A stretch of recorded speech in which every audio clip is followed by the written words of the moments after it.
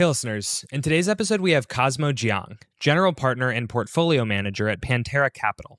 Pantera just helped launch a new Solana digital asset treasury with the company Helius Medical Technologies. DAT mania has become the biggest story in crypto, and the trend is coming to Solana. There's a fair bit of competition in this space, where several companies now plan to buy and hold hundreds of millions, if not billions worth of SOL, and invest in Solana DeFi. So I wanted to ask Cosmo, who is a board observer at Helius, who the fastest horse in the race will be, as well as how other important stakeholders like the Solana Foundation factor into all this. Let's get into it.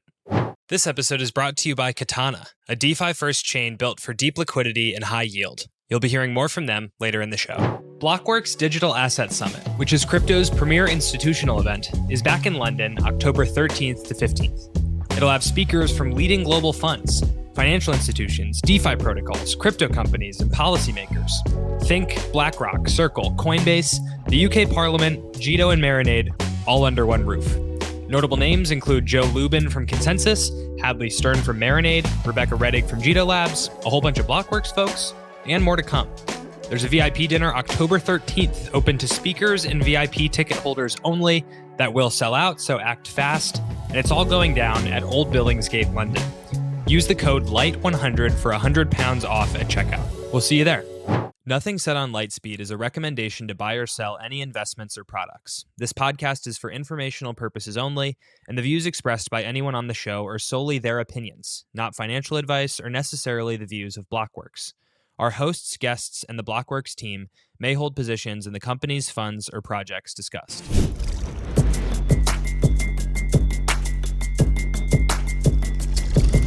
Hello and welcome back to another episode of Lightspeed. I'm your host, Jack Kubanek, joined today by Cosmo Jiang, General Partner of Pantera, and now Board Observer at the new Solana digital asset treasury company, Helius. Excited to dive in. Cosmo, thanks for coming on the show. Hey, yeah, thanks for having me, Jack. Excited to be here. So it's a fun period of time and one that I think people in the Solana world saw coming, where we have a lot of new DATs that have kind of quite suddenly all come out all at once. And so probably a lot of listeners to this show are just familiarizing themselves with Helius, with Forward Industries, with there was a new one with Abu Dhabi linked that came out today. Yeah. So maybe let's just start kind of from the top. Why did you launch Helius, and what is going to separate this Solana DAT from the several other ones? Yeah, for sure. Well, I guess maybe it's helpful to go back to the history of how this all got started. You know, I come from a equities background. That's really my bread and butter, and entered digital assets a few years ago to really bring some of that traditional investment rigor and process into crypto. And so I think that's why these digital asset treasuries really spoke to me in a way that perhaps it didn't for other venture investors at first, because I just understand the equity wrapper very well. I've, been in SEC filings all my life, know how these public companies work. And then I also spend all my time full-time thinking about crypto. I think when I first thought about MicroStrategy as a fundamental public markets participant, I'm just like, wow, it sounds crazy to me that this can trade at 2 times for so long. But in the light of whenever there's contradictory evidence to what you believe, it's just constantly important to stress test your assumptions. And especially as I looked at some of the top 10 holders of MicroStrategy, there was Capital Group, the largest mutual fund in the US. There's Norges, the large Norwegian sovereign wealth fund.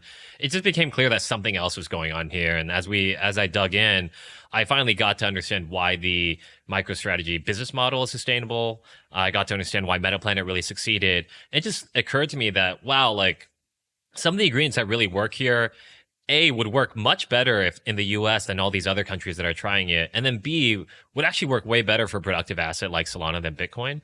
And so sort of as in a fortunate coincidence, DeFi Dev Corp, or at the time it was called Janiver, approached me, and they were trying to raise capital.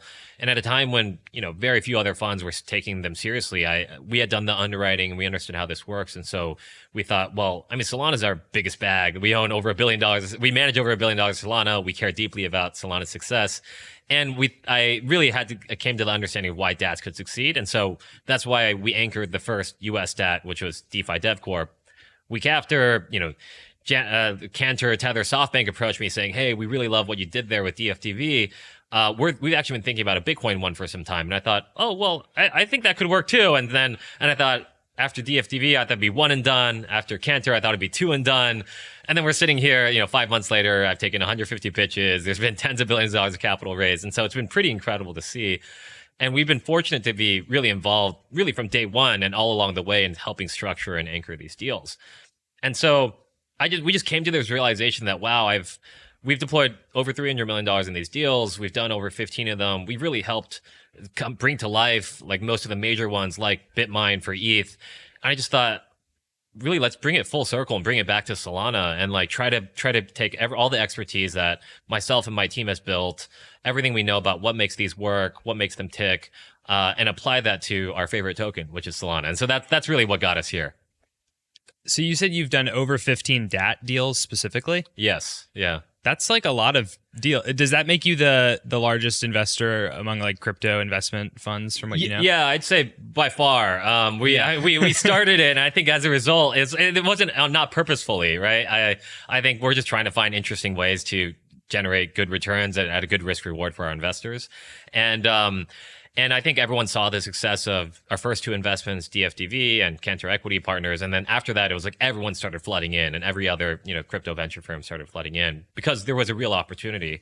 But because we were, fortunate to be so early, our team is in a great position to be the first or the first few calls for any team that's considering doing that. And so over time, we've had the chance to really see all these things and pick and choose our spots. And so we end up raising dedicated capital to attack these opportunities. We're also investing in our existing funds. And yeah, I mean, we've been very active, fortunate to be very active and be involved with all the most successful ones. Katana is an L2 built for DeFi, and it's pioneering the ecosystem category of productive TVL, believing that chains should be graded on how efficiently assets are put to work in DeFi, rather than just total value locked. In just a couple months, Katana has surpassed $500 million in TVL, with over 90% of that TVL being productive in ecosystem on apps like Sushi and Morpho, which also receive boosted yields from Katana's unique Vault Bridge design. From now until the end of November, users that bridge to Katana can earn boosted yield from CAT incentive campaigns, added Vault Bridge yield, and other chain revenue. Major app launches will be coming down the pipeline in the next few months, with incentive campaigns for the Kensei Memecoin Launchpad and Perpstex partners for Katana. With the launch of Katana's chain-wide V tokenomics model, VCAT holders will be at the middle of the Katana flywheel, directing emissions and earning fees for their votes from partner protocols. Thanks, Katana, for making this episode possible. As always, investments in blockchain technology involve risk. Terms and conditions apply. Do your own research. So then on that point, why do your own DAT? Like, I'm sure DFDV and some of these other bets have paid off quite well for Pantera as a fund. And so why not just continue to use that edge in just kind of knowing how the DAT market works and actually, I guess take on the risk of launching something like Helius? Yeah. Well, I think it really comes down to our conviction in Solana. It's that we think Solana is just this incredible asset whose story hasn't been told in an effective way yet to the mass market. When I think about the most successful DAT so far has been BitMine, which was led by Tom Lee and Mosaics. And as we were putting that together, we didn't expect BitMine to have the level of success that it's had. And, obviously all the credit really goes to Tom Lee and the guys that are executing it every day. But when we came in and helped anchor that deal, we thought this would be special, but we didn't realize how special. But it's just only after a month, that was in late June. And then by late July, we had realized that, wow, the impact that it's had on ETH is pretty incredible. We'd love to be able to create that for Solana as well. And we hadn't seen anyone else do that to a strong extent yet. We love our guys at DFDV. They scaled to a certain amount, but we felt like we need to really take it to the next level. And we had built all this expertise. We have all this knowledge base, and obviously every banker and lawyer wants to work with us. And so we just thought, well, why don't we try? We really want to lean in as a firm to help our best investment, our biggest, highest conviction investment. So what is the story that you're going to tell? I think if you follow Tom Lee, he has certain talking points that he'll hit in his television appearances, talking about Ethereum's the chain for stablecoins, or it's like he has some kind of AI pitch involving Ethereum that he'll make. I think listeners to the show could put a guess to how you would sell this to Wall Street, but what are kind of the talking points that you're going to be putting out there on CNBC and wherever else? Yeah, I bet I'd love to solicit the Lightspeed listeners for what all the best talking points they think they are and use the collective hive mind. But for me, it goes back to like, what do I think would resonate with the people that I used to work with, right? I come from a long short equity background. All my friends are now the partners at Tiger, Coatue, Lone Pine, all these places. And like, they're the decision makers for their tech book. And it's like, when I'm trying to pitch, and we talk digital assets, and when I talk digital assets with them, like, I feel kind of embarrassed pitching some tokens because it's just like, I just know this isn't going to land. Like, this just won't pass the sniff test. But when it comes to Solana, the pitch is so easy. And that's why I feel so convicted that it is doable, right? For me, Solana is just faster, cheaper, more accessible. And why do I think that matters? Like, it goes back to, my early career was, or most of my career is covered in consumer internet companies. So everything from retailers like Costco to internet guys like Amazon. And the thing about that really stuck out to me, and the biggest stock of my time was, Amazon clearly has done extremely well. The reason for that is it goes back to what Jeff Bezos used to always say, which is that there's the holy trinity of consumer wants. There are three things that consumer wants that will never change. And that's, they want faster, they want cheaper, and they want more accessibility. And I'm like, wow, that like mirrors exactly to what Solana really provides. It's faster, it's cheaper, it's more accessible than traditional financial rails. And that's why it's going to win. And so that is just simplicity of that clarity of vision, that simplicity of message to me is what really resonates. I think when you say that to anyone who's ever covered Amazon as a professional investor, they'll immediately really remember that quote as well. And so I think really telling that message of why it's, this fits what consumers want. And then we can talk about the use cases, right? From just an incremental growth perspective, Solana's been really taking the lion's share of all new app development, all new transactions, net new developers over the last 2 years. So if you are a growth investor, you want the guy that's growing the fastest and kicking ass and taking market share. And that's data both so very clearly Solana. And then obviously everyone cares deeply about economic sustainability and, the business case. And here it's pretty clear. Solana generates, $3 billion of annualized free cash flow. That's pretty incredible, right? $3 billion of cash flow on a $120 billion asset. It's only 40 times run rate for something that is growing extremely fast, doubling, tripling year over year.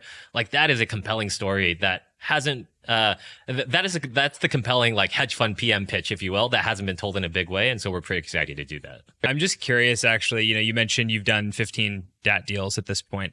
What is your like favorite existing DAT, or one that you take inspiration from of like they're doing things well, and what about them do you think works?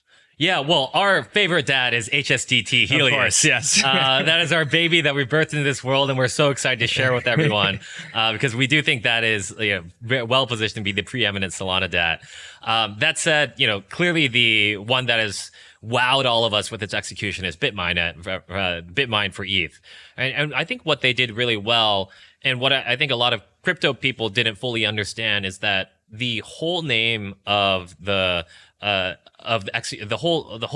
everything that you're supposed to do is about increasing awareness for the underlying token, especially with the main street retail and mainstream financial media.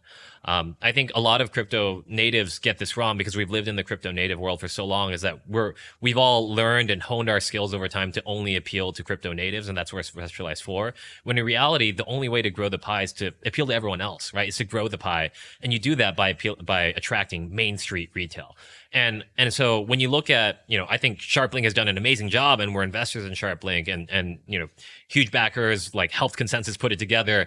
But when you look at the relative execution, Bitmine launched from a smaller base. Sharplink launched with a bigger base. Everyone knew like Sharplink's clear credentials with being associated with Ethereum.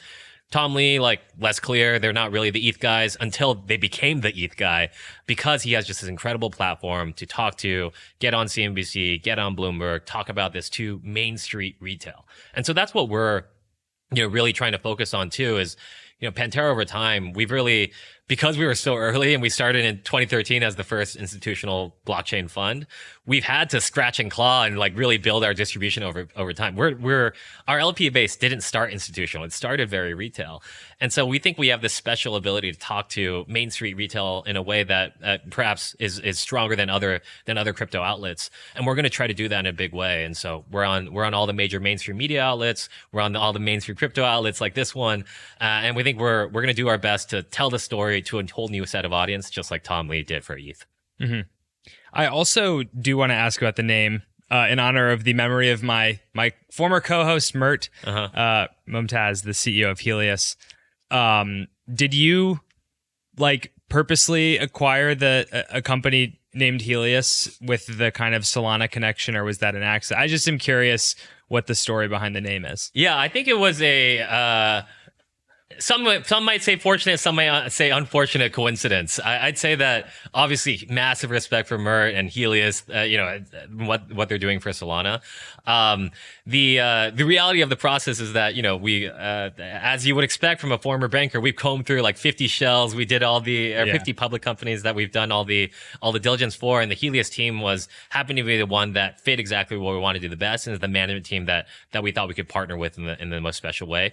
And it turns out to be a happy coincidence that it shared a name with Mertz Helius. And so we are, we're very focused on promoting HSDT and having the message be known that HSDT is what we're going forward with. And, we're open to suggestions about what the name for that company should be, whether it's, some people have said, huge Solana digital treasury or hodl Solana, something like that. But we have some good bones to work with. Okay, interesting. But the actual name of the company was not like a active consideration. It was just I think the setup, right? Yeah, like we're really focused on optimizing for, and I don't mean this in the wrong way. Like we're optimizing for Main Street understanding and Main Street adoption, and I think most people don't know the crypto native lingo, and so we're just trying to find the best thing that works for them. Okay, I want to get into the broader picture, the broader competitive landscape with some of these Solana DATs now that you guys have come out, the forward multi-coin jump and Galaxy one has come out. I think there's a lot of really interesting stuff to dig into there. Top of mind to me is, how is it going to work exactly with like you having a stake in DFDV and maybe I don't know if you invested in Upexi, but I think you did at least one other Solana DAT, and also having your own Solana DAT. Like, isn't there this kind of competitive thing that's created by that? Yeah, it's a good question. And before I forget, actually, just to touch on the Helius point again, I would want to say that we have huge respect for Mert and him being very cool with everything that we're doing. At least, so far, knock on wood, we want to be really respectful of everything he's built, and that we want to, the goal is to not take the spotlight away from him and, try to move on with what we're trying to do. But, and so we're truly looking for other names. I thought it was like a 4D chess move where you were like, if we acquire a company named Helius, Mert is going to have to tweet about it because, his company's named Helius and he's the biggest Solana Twitter account. Yeah. So I really thought that this was like an advanced chess move, but I guess it was sort of a coincidence. Yeah, it was I think a happy coincidence because we're all friends. Yeah. Yes, totally. But on your point about how we think about our investments versus HSDT. Look, Pantera as a brand, as a firm, is really leaning into HSDT. We care deeply about it because we've written our largest ever single investment into HSDT. We invested over $100 million of cash into this vehicle, so our largest single investment ever. So we care. We're very, very deeply aligned to making sure this works. Solana is our largest position at the firm. We manage over $1 billion of Solana. We care deeply that Solana works, and so we care about both those things. That said, we also do have, I have to wear a lot of hats. As much as I am, representative of Helius, I'm also representative of Pantera, and I'm also representative of our Pantera funds. And so I think, we think there is a world where multiple Solana DATs do succeed. Like I don't think this is a winner takes all market. I think this is I do think this is a scale begets scale market, and so there will be 2 or 3 large winners. But that as we move beyond that, there will be 2 or 3, and it's our fiduciary duty as investors to be involved with whoever we think might be the best 2 or 3. We also happen to think we can step up and be one of those best 2 or 3. You've mentioned, I think, certainly on other shows, I think on this one as well, that you think, within each ecosystem, 2 to 3 of the best DATs are going to win long term. Does that mean M&A? Do you think that in the Solana world things are going to narrow down to basically only 2 or 3 DATs that we talk about, and the rest get bought out by the bigger DATs or something like that? Yeah, I would expect there to be consolidation over time. The way that I think about this industry, and This is just mapping case, as an investor does, you map case studies to everything you've learned before. And this just feels like this is a game about scaling and getting capital. And any of these industries where the primary mode is capital, like inevitably it evolves into an oligopoly with two or three large guys, two, maybe three large guys. And then everyone else just isn't able to earn a return over their cost of capital, and therefore trades at NAV, or in this case at NAV, or perhaps below NAV. And I think that's just naturally how this industry will play out if it plays out like every other industry that's predicated on capital. And so from that perspective, though, like I think the natural and the natural end state is that there is consolidation, which means, we could go out and acquire other DATs if they trade at NAV or a slight discount to NAV. It becomes really accretive for us and good for the whole ecosystem for us to do that. That said, there is also this element of, and I saw this all the time as a public equities investor, like things are easier on paper than they are in real life, right? There are lots of personalities involved. There's a lot of people who, what I'd call empire builders, whose goal is just to like run a company just for the sake of running a company and may not be watching out for their shareholders. And so there's an element of like reality that we need to navigate. But yeah, we were going to do our best, do well by maximize value for our shareholders. And we're hopeful that other people care about that too. Okay, there's a couple pieces there. I think one is just on the maximizing shareholder value bit. To my understanding, it's like the only way that these DATs actually become worthwhile for investors is if you can increase your SOL per share over time. Mm-hmm. Because otherwise, just hold the Solana. It's simpler, whatever. There may be different tax implications. I haven't really dove into that too much, but you have like, you could just hold SOL, or you could hold a liquid staking token, which sort of has this accretive piece to it where that actually increases SOL per share in a sense. Mm-hmm. And then you have DATs, and the DATs probably need to outperform liquid staking tokens over time to be a rational investment. Mm-hmm. Obviously, there's some irrationality in crypto markets, but what is your long-term plan to actually increase SOL per share over time so that this is worthwhile, like holding Helius stock is worthwhile as opposed to simply buying an LST and holding it? Yeah. Well, so the way that I think a lot of people talk about, and this is a different way of answering your question, but like I think a lot of people talk about still don't understand why these things should trade at a premium. Mm-hmm. And I think it's helpful to bring in some analogies from the real world. Like I started my career in banking covering balance sheet heavy financials. So these are companies like banks and insurance companies that are valued based on book value, which, is NAV, right? Or an MNAV. And so all these for these companies like banks, they trade above their book value if they can generate a return above their cost of capital, and they trade below book value if they can't generate a return above their cost of capital. That's why JP Morgan trades at 2 times book, and that's why XYZ regional bank trades below 1 times book. And so as long as you can generate, returns or yield on your assets, it's just that with these banks, they're cash-based assets. And then with the Solana DAT, it's a Solana-based balance sheet. So as long as you can generate yield that exceeds your cost of capital, then you actually deserve to trade at at some premium to book value sustainably. That is how the real world works. And that's how I would expect DATs to work as well. And so, so then the question becomes like, how sustainable is generating yield how sustainably can you generate yield, and what multiple can you put on that yield? Clearly, the strongest tool has been financial engineering, right? The ability to issue stock at a premium, and which is monetizing excitement in your stock, and then the ability to issue and sell convertible debt, which is effectively selling call options or selling volatility in your stock. And my view is that as long as you do a great job telling the Solana story and advocating that there is a strong growth path, both of those avenues are going to be persistently open to you.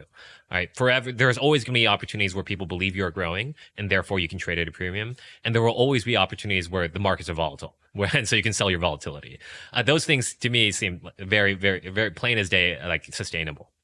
The third thing that makes a Solana DAT different than a Bitcoin DAT, for example, is your ability to generate productive yield through staking or through DeFi and all these other tools, which is really special. And from that perspective, yeah, I mean, look, we're going to be very active about trying to use our assets in a productive way, but also in a relatively tax efficient way.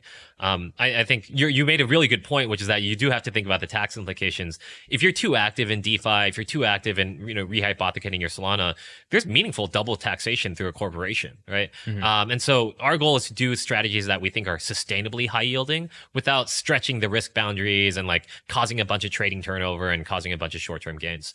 And so we do think the number one way is through staking. As far as staking goes, we're fortunate by being one of the largest Solana holders that, we have very differentiated, that's probably the best way to say it, very differentiated terms with our staking providers that are not quite at where other people, like other headlines that people see. And as a result, we are, it's actually more efficient for us to use our staking providers than for us to go run our own validators because we might be getting it below cost. And we're passing along that benefit to our DAT that we're managing. And then, we obviously are in the job of, I manage an actively managed hedge fund, which we're constantly looking at Solana DeFi opportunities. We really want to help grow Solana DeFi. And as the opportunity set expands, we'll be very active there. It's just that, we want to also manage risk appropriately for our investors. Mm-hmm. So I would think that, and I'm also one of these people that has been skeptical of the MNAV phenomenon for some time. I'm try to be open-minded and always love these conversations. But it would strike me that to increase your SOL per share relative to what you would already get from the existing staking, tokens that you can get on Solana, you would need to participate in Solana DeFi because that's how you maybe you get an LST and then you take that LST and then you lend it out on Camino and generate some additional yield or something like this. Can Solana DeFi actually handle all of it? Because Solana DeFi is only so big currently. There's only so much, demand on the other side of your loan or whatever to actually generate yield in DeFi. Forward Industries just came in and bought $1.5 billion worth of SOL, I think. Mm-hmm. You guys have at least $500 million to deploy, up to $1.25 billion with warrants. Are you going to run out of room to grow, basically, and even this could compress staking yields, maybe? I think we'll have to see how all this plays out. But I'm just curious if Solana is actually big enough to continue generating yield that would top what you can get with just a liquid staking token in your Phantom wallet. Yeah. I very confidently will say that I think the answer is the capacity is not limited because I feel so strongly that Solana is incredible financial infrastructure that will grow in size rapidly over time. And a lot of this is driven by the fact that DATs like ourselves and others are going to be telling the Solana story to Main Street and to TradFi. And so that we will see increased adoption. And therefore the space will grow and therefore the DeFi opportunities will grow commensurately, or probably more so than and so in an exponential way. And so I feel very confident in saying that. I do say, looking at Solana DeFi today, clearly the opportunities there is so much capacity that can take before yields start getting compressed, which is why our number one goal, our number one goal is maximizing shareholder value. Now, 1A for that number one goal is advocating for Solana and telling the Solana story so that Solana can grow very effectively. And so those are very related. We will do our best to do that. Mm-hmm. Interesting. So in a sense, Solana DeFi needs to grow beyond where it is today, but you're confident it will do so because these DATs are out there and are going to kind of grow the pie. I think that's exactly right. And I think as the DATs are more active, as more users come, something that's really great about Solana is that it's economically sound, right? There is true free cash flow being created on the Solana chain. It's being returned to holders. And there are applications that people actually want to use, right? Total Solana applications have generated something like $10 billion of annualized free cash flow. That's pretty incredible. And that's a story that hasn't been told. And so we're really excited to go out and tell that. And by doing that, it'll hopefully increase activity, increase usage, which also increases that metric and makes everything much bigger and more scalable. Katana is an L2 built for DeFi, and it's pioneering the ecosystem category of productive TVL, believing that change should be graded on how efficiently assets are put to work in DeFi, rather than just total value locked. In just a couple months, Katana has surpassed $500 million in TVL, with over 90% of that TVL being productive in ecosystem on apps like Sushi and Morpho, which also receive boosted yields from Katana's unique Vault Bridge design. From now until the end of November, users that bridge to Katana can earn boosted yield from CAT incentive campaigns, added Vault Bridge yield, and other chain revenue. Major app launches will be coming down the pipeline in the next few months, with incentive campaigns for the Kensei Memecoin Launchpad and Perpstex partners for Katana. With the launch of Katana's chain-wide V tokenomics model, VCAT holders will be at the middle of the Katana flywheel, directing emissions and earning fees for their votes from partner protocols. Thanks, Katana, for making this episode possible. As always, investments in blockchain technology involve risk. Terms and conditions apply. Do your own research. While we're untangling some of my curiosities about this phenomenon, another one I wanted to ask about is how you balance entry price versus speed. So, we had DFDV on a while ago, and they talked about velocity of how quickly you can acquire SOL is the real value of DATs. At this time, they were arguing that. Forward Industries came in and they bought. I think they spent the 1.5 billion within days of announcing the move to the digital asset treasury strategy. It also strikes me that, depending on when you buy SOL, you get a better or worse entry price, and that kind of affects how lucrative your balance sheet kind of is. And so, famously, MicroStrategy has been buying Bitcoin for years and years, and their average price probably is up over 100,000, near 100,000. It's not an incredibly impressive cost basis for all that Bitcoin that they own. So I don't know. Are those things you have to balance, or are you not really that worried about the entry price? So I'd say I'm a little bit, I focus a little bit on entry price in the beginning, right, while we're deploying this initial set of capital. But I would say over the long term, it largely washes out in the classic, you're supposed to DCA into your portfolio. If we are doing our job right, which is telling the Solana story, consistently raising capital to acquire more Solana, we will represent, a DCA-ish return profile for Solana over time. And so that's the intention. We want to be cautious. We want to be market aware, but we also don't want to let that drive the decision making so much as it does for something like our hedge fund. Right. This is really about getting Solana exposure and not overthinking it too much, because there's so many other ways to maximize value, which is really around advocating for Solana than there is around picking your spots on the purchase of Solana. But, we are market aware. We have all our indicators up. We're not buying overbought conditions. We're, saving cash to buy on oversold conditions. And so we're a little bit nimble, but not as nimble as you would expect a hedge fund to be. Another thing I wanted to get into is I was trying to feverishly Google over here, and I gave up on finding a good stat for this, but the Solana Foundation owns some amount of SOL, the total supply. I don't know if it's 3% at this point. You would think, based on the current trajectory of things, and maybe it already is the case, I don't know, that the individual Solana DATs or these SOL DATs put together are going to own more of the total SOL supply than the Solana Foundation does. And so they actually are, in some sense, wield even more power than the Solana Foundation does. Now, there's these people all know each other. It's not a purely antagonistic environment between them, obviously. But how do you think about the relationship between Solana DATs and the Solana Foundation? And do you actually see DATs kind of becoming a de facto decentralized Solana Foundation over time? That's a pitch that I've heard. Yeah, before. I think that's, as I think about how DATs fit into the crypto universe, I do spend a lot of time with our venture portfolio companies, and I actually do encourage every token to at least consider launching a DAT if the capital markets will allow you. And if capital markets will only allow you if your token has true fundamental value, but every token should try. And the reason I say that is because DATs truly do something that a foundation or a labs entity can't.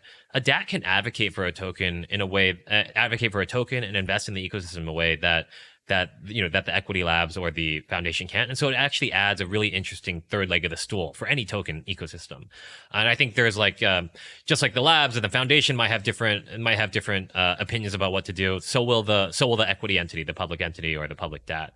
I think that's very healthy, if anything. There's multiple voices, all really in service of the same thing, which is maximizing Solana's ecosystem value, but all trying to approach it in a different way. And so I do we have a great relationship with the Solana Foundation. We think they're doing incredible things. We have different viewpoints on certain things, and we communicate with them. Never are we necessarily working in coordination, but because we're all trying to drive towards the same mission, we are. And I think that's very healthy. And so I do think that over time you'll see that these DATs, if they do succeed in scaling, they could be even more influential over time, because they also are so so blatantly profit driven in trying to make sure that Solana succeeds. Yeah, I think that's an interesting point. Even just to the legal implications of this, which is that foundations have to be pretty cautious often in like how they can talk about the underlying asset. Maybe less so now than a couple of years ago, but still. And I mean, if you think about the Ethereum Foundation, like the EF, I think has been quite clear that it doesn't really care about the price of ETH. Like that's not their job, is to make the cost of ETH to go up, and I think that's why Tom Lee has maybe been very beneficial to the ETH token, is that they own a ton of ETH, maybe as much or close to as much as the Ethereum Foundation holds, but rather than just the kind of cypherpunk and important ideals that the Ethereum Foundation has, Bitminer is just kind of saying like, hey, ETH is like really valuable, the price of it should go up, and so the price has gone up. And I actually like it's interesting, looking at X random portfolio company token, like your foundation maybe can't or shouldn't quite do a lot of that stuff, but a DAT could actually just go out and go on a warpath saying the token price should go up. No, that's exactly right. And like foundations, for all sorts of reasons, can't actually talk about the token aggressively or its investment merits. A foundation really shouldn't be picking winners and losers when trying to invest in various areas. But like a DAT, I mean, we're just trying to maximize value very, very, in a very straightforward way. And so we can take very opinionated views on everything and tell that to the street. And so I think that's a very powerful tool. Now, there's ways that foundations are better than DATs to do certain things, right? They can foster things that have a less certain ROI than a DAT probably shouldn't be doing that. And so it is very complementary and both adding to what anyone can do alone. Mm-hmm. Do you foresee like I would think, I don't know, my brain is going to SIMD 228, which was the Solana proposal that would have set the staking rate at like a market-based level. And in theory, it would have made Solana's inflation decrease from what it currently is. And it was a very contentious vote because it would have cut validator revenue, and it ended up actually failing. And, in Solana, validators vote based on their stake. If your DAT now has like 1% of all SOL, you don't currently, but in the future, like you have quite a bit of governance power actually in the network. And so I'm just curious how you see yourself as like a stakeholder or a almost governance kind of authority in the Solana ecosystem with all of the SOL that you're planning on acquiring and then staking. Yeah. Well, again, going back to what's our mission here is maximizing shareholder value. But 1A of that mission is making sure that Solana's value as an underlying token really is maximized and increases. And so Pantera were huge supporters of SIMD 228. We, huge kudos to Multicoin putting that together and something that we really supported, because the reality is like what truly matters is real yield. And so if all that happened was it decreases inflation, which which hurts real yield, it only helps nominal yield, then it doesn't really matter. Or actually the economic reality is actually better in a post SIMD 228 world. And so, if I believe that to be true, which I do, then you can probably infer what our vote would have been with our DAT as well, which is that it's really not about the headline yield rate that matters. And I think some people get this wrong. People think that one of the investment attributes of Solana is that it has a high single-digit staking rate, but I've never heard that from anyone in my entire network of TradFi investors that they care that that's a good thing. They just care that the underlying token, when the underlying token can have plus 100% or minus 100% years, like no one cares if it's yielding 7% or 5%, like truly, right? And so like the thing that matters the most is how do we get that 100% growth to be true and sustainable? And so that's what we're really focused on, and we're going to be active in participating in governance in a way that we think maximizes shareholder value, which means 1A maximizing Solana value. Mm-hmm. Another thing I'm curious about that I've been thinking as both this DAT came out, the UAE DAT, the one with Kyle Samani as chairman, is like all you guys have day jobs, right? Like you are still a general partner at Pantera Capital, which I would think is a lot of work. I don't know. I would think you do a lot of work over there. How much work is it to run a DAT? Like, and I don't know. Like, is it a is it a fair concern for investors to have that over time, you need to lock in on Pantera, you're raising a new fund, something like this, and so your attention goes away from the DAT and it starts to flag? Like, I'm just curious how you actually plan to, like, on a pragmatic level, balance your two jobs now. Yeah. Well, look, I'm a guy, and if you talk to any of my friends, you'll realize I'm a guy that runs 100 miles an hour. Now, I've always been running 100 miles an hour, so like, if you were to take that to the logical extreme, it does mean I've had to cut back on other areas to make room for this. What's been really nice, though, is that everything has been so complementary this year. Clearly, the biggest driving force of the markets this year in digital assets has been DATs, right? And so, regardless of whether we were launching this DAT, we would still be very focused on DATs. We only did this because I thought it'd be very synergistic to everything we're doing. Solana is going to be the biggest needle mover for our firm, and so launching Solana DAT makes sense. DATs is where all the activity, and we're not all, but where a lot of the activity and excitement and new capital flows are coming in. So that's where I should be focusing on. And so it's very synergistic. I'd say that over time, it's very natural to believe that we will want to put in place, more long-term figures at the company to really drive it forward. And we do intend to, but certainly for the next, 3, 6, 12 months, this is our baby. We brought it to life and we really want it to succeed. Mm-hmm. So there is a world in which you set up the DAT in a way that you see as sustainable. There is like a process by which you do things and acquire SOL, and which DeFi investments are good or whatever. And then whoever else at Dan or whoever else at Pantera is sort of involved in this steps back and says, okay, we now have people that kind of help us run Helius, and we're doing just the Pantera thing and involved in, as an advisor or something like that. Yeah, I think we're going to be involved for quite some time because we take our responsibility of helping manage the assets very carefully, and it is our fiduciary obligation. And so when you boil down what a DAT is, it really is it's sort of like two main work streams, right? One is advocating for Solana. And we are always going to be advocating for Solana. And so that is synergistic to what we do. If I go to a conference, if I go to pitch investors, if I talk to LPs, I'm talking about Solana. And so that is very synergistic to this. The second biggest DAT workstream is actually, doing the trading and the managing the capital markets motion. I think managing the capital markets motion is something that we can, it's not rocket science. Most TradFi people can do it. Not a lot of crypto people can do it, but we can find the right talent for that over time. And then the actual asset management piece, like that is our bread and butter, and that's synergistic to what we do. So if those are the three major work streams, I feel like two of them are extremely synergistic, and we can find someone for that middle piece. Okay, interesting. Yeah, because it's an interesting question to me. I mean, I don't think that you want to like leave Pantera and necessarily like be only DAT, or like Kyle, if he went on Empire recently, but I don't think he wants to leave multi-coin and just do his one. So you would have to think that some stasis is reached long term where like you guys continue to advocate for the asset or whatever it is, but other people handle some of like the extra legwork that this type of venture requires. Yeah, that's right. And I want to make this clear. This is not like a one-man thing. And that's why I think with HSDT, we are really taking it takes a village approach, right? My partner, Dan Moorhead, is going on all these, going out and advocating for it. I'm going out and advocating for it. We have other members of the team that are also going out advocating for it. And so we are taking it takes a village approach.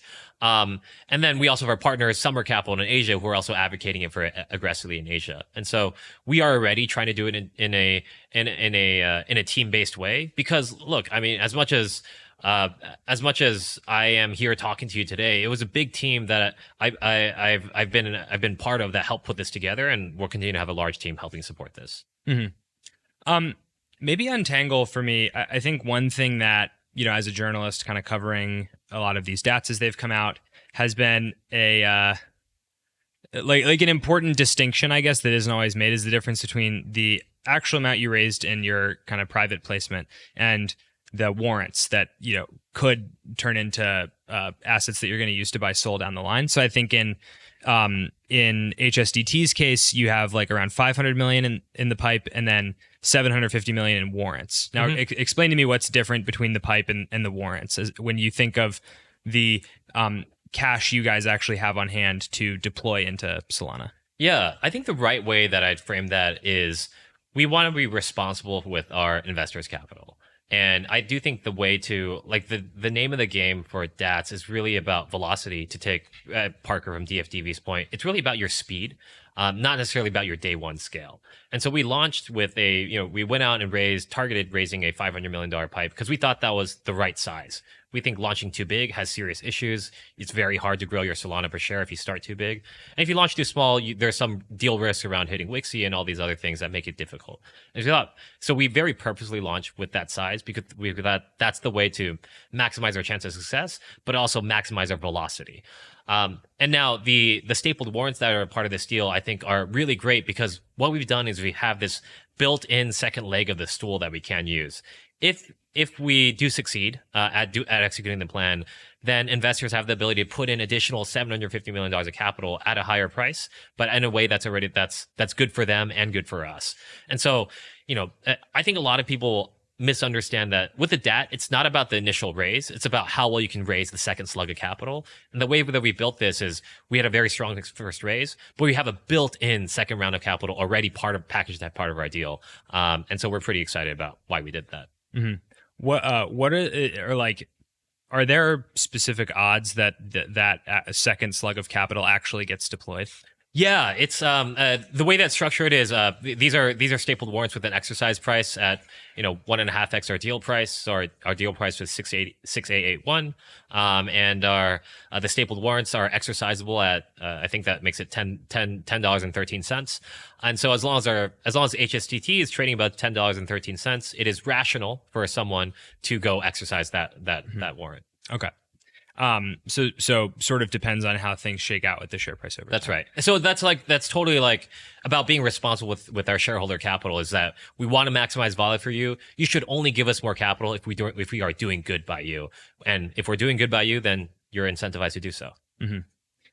One other thing I wanted to ask you about Cosmo is just to zoom out and kind of ask what DATs are. I was texting someone while prepping for this episode who was saying like DATs have basically become public hedge funds with a specific mandate. Is that a fair comparison to what these things are? Like they're obviously something new in the public capital markets world, but like how do you have a mental heuristic of what DATs are or what they can best be compared to? I actually do think of them as, and it goes back to my analogy of like balance sheet heavy financials. Like these are large institutions that are critical for the growth of an ecosystem. A bank can only grow if its ecosystem grows, right? A US dollar bank only grows if the US dollar is used more in economic activity.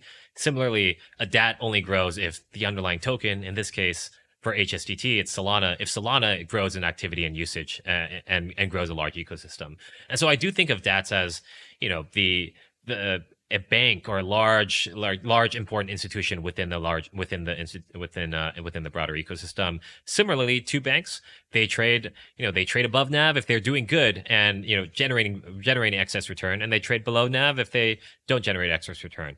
Hopefully, but their everyday job is making sure that their underlying job, that 1A, is making sure that the dollar is used in an effective way, in a commercially productive way. And that's why our job 1A is making sure Solana is used in a nice, productive way. Mm-hmm. Okay, interesting. Cosmo, you're a busy guy. I don't want to keep you too much later here. The last question I have for you is just jumping off that previous one, which is you said kind of the most important thing is, can you generate excess return? What is your summation of through all the things we talked about? How is HSDT planning to generate excess return? Yeah, we are going to do our best job at advocating for Solana to a new set of investors. And by attracting new capital, by attracting a new audience, we're going to grow the Solana ecosystem effectively. We're going to generate excitement for us and for HSDT. And that will allow us to drive the capital markets flywheel to grow Solana per share in a very rapid and effective way. Well put. Cosmo, it's been a really fun conversation. Getting to have you live in the Blockworks HQ has been a good time. Yeah. Really appreciate you swinging by and best of luck. No, thanks for having me, Jack. This was a lot of fun. Thank you, everyone. If you made it this far into the episode, if you enjoyed it, we'd love if you gave a like or a 5-star review wherever you get your podcasts. If you like this episode, please share it with a friend, and we will see you all again very soon.